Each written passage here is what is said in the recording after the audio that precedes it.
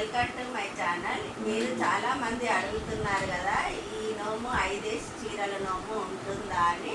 ఇప్పుడు direct aunty గారితో మీకు పద్మ గారు వచ్చారు, వాళ్ళతో డైరెక్ట్గా మీకు మాట్లాడి మీకు యూట్యూబ్ చేసి పెడుతున్నాను నేను. అదేం నోము, ఎలా చేసుకోవాలి, ఏ విధంగా అన్నది అన్నీ మనము పద్మ గారి నోటి నుంచి విందాము. ఇప్పుడు ఎలా స్టార్ట్ చేశారు మీరు చెప్పండి.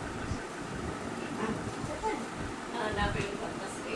నేను ఈ నోము పేరు అసలు మూలగౌరి నోము. ఇది స్త్రీల వ్రతల కథల పుస్తకంలో ఉంది. దీన్ని బట్టి నేను చేయడం జరిగింది. అంటే 5 చీరలు అంటే ఇది 25 రకాలు ఉంటాయి. ఒక్కొక్కటి 5 ముత్తైదువులకి 5 చొప్పున ఇచ్చుకుంటూ వెళ్ళాలనుకుంటే, ఇచ్చిన వాళ్ళకి ఇవ్వకుండా అంతమందికి ఇచ్చుకుంటూ వెళ్ళాలి. అంటే అలాగే అందులో వేరే వాళ్ళకంటే పట్టుకునే దాన్ని బట్టి ఉంటుంది.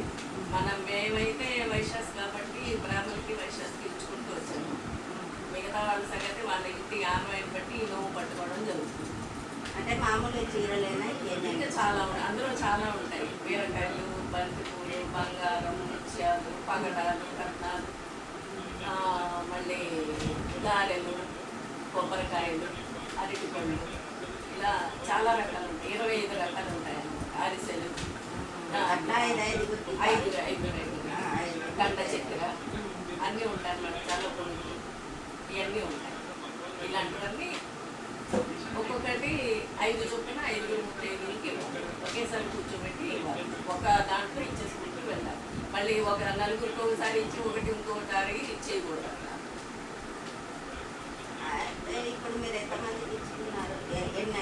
నాకు మొత్తం 23 రకాలు అయిపోయాయి. 23 రకాలు అయిపోయాయి.